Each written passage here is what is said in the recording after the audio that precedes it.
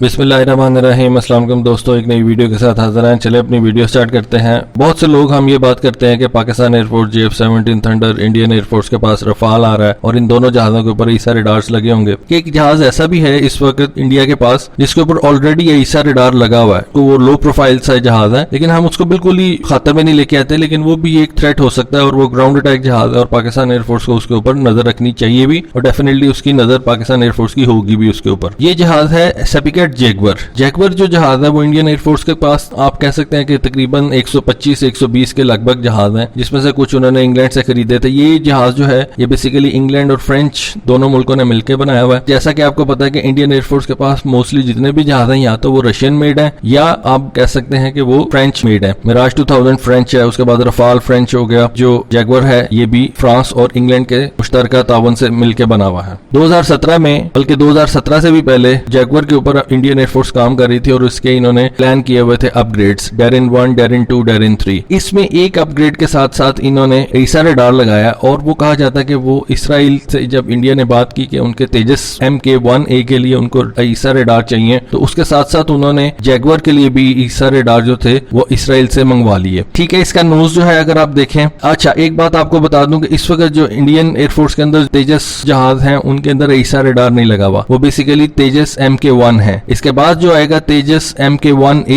उनके अंदर ईसा रडार लगा होगा और वो इसराइल की एल्टा कंपनी है, उसका ELM-2052 रडार है। सेम रडार जो है वो उन्होंने सेपिकेट जैगवर के लिए भी चूज किया था और वो इसके अंदर लगा दिया गया है। कुछ जहाजों के अंदर लगा, तमाम जहाजों के अंदर नहीं लगा। जो इस वक्त इंडिया का जो पहला जहाज आप कह सकते हैं जिसके ऊपर ईसा लगा है वो रफाल नहीं है, वो जैगवर है। इंडिया अपने टाइम के साथ साथ अपने जहाजों को अपग्रेड कर रहा है, MiG-29, मिराज 2000, MiG-21, लेकिन उनमें से किसी के ऊपर भी ईसा नहीं है। इवन मिराज 2000 के ऊपर भी ईसा रडार नहीं लगा हुआ, और उनका जो SU-30 है जो कि उनका सबसे बड़ा जहाज है उसके ऊपर भी ईसा रडार नहीं है, उसके ऊपर PES है, यानी कि पैसिव इलेक्ट्रॉनिकली स्कैन्ड अरे है, एक्टिव इलेक्ट्रॉनिकली स्कैन्ड अरे रडार नहीं है उसके ऊपर भी। काफी बड़ा रडार है लेकिन वो ईसा रडार नहीं है। ये जो ईसा रडार उन्होंने जैगवर के लिए खरीदा था ELM-2052, ये air to air, air to ground और एयर टू सी मोड्स के साथ आता है। मल्टीपल टारगेट्स जो है उनको ट्रैक कर सकता है, इंगेज कर सकता है और इसकी सार मैपिंग बड़ी जबरदस्त है। एक चीज जो है जो मुझे नजर आ रही है वो ये है कि जो इसका नोज है वो बहुत छोटा है और इसका नोज इतना ज्यादा बड़ा नहीं है कि इसके अंदर ELM-2052 ईसा रडार जो है वो आए। तो ये कहा जाता है कि ये जो ईसा रडार जो इसराइल ने इंडिया को फ्राहम किया है ये मॉड्यूलर है, या इसको आसान लफ्जों में ये कह दें कि इसको आप स्केल डाउन कर सकते हैं, इसको आप छोटा कर सकते हैं, इसके जो TRPs हैं उनको आप कम करके जैगवर के नोज में फिट कर सकते हैं। लेकिन डेफिनेटली TRP अगर कम भी करते हैं तो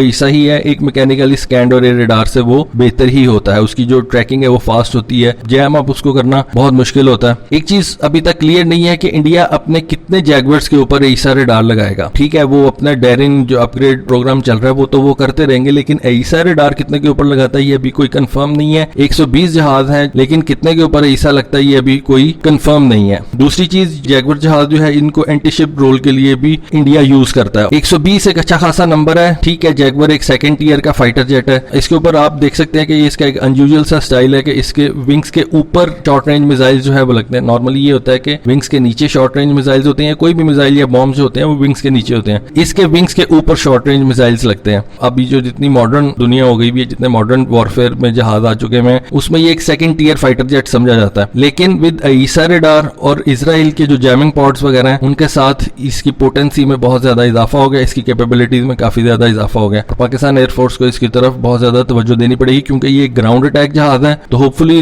आपको ये इन्फॉर्मेशन पसंद आई होगी। Thank you, Allah Hafiz.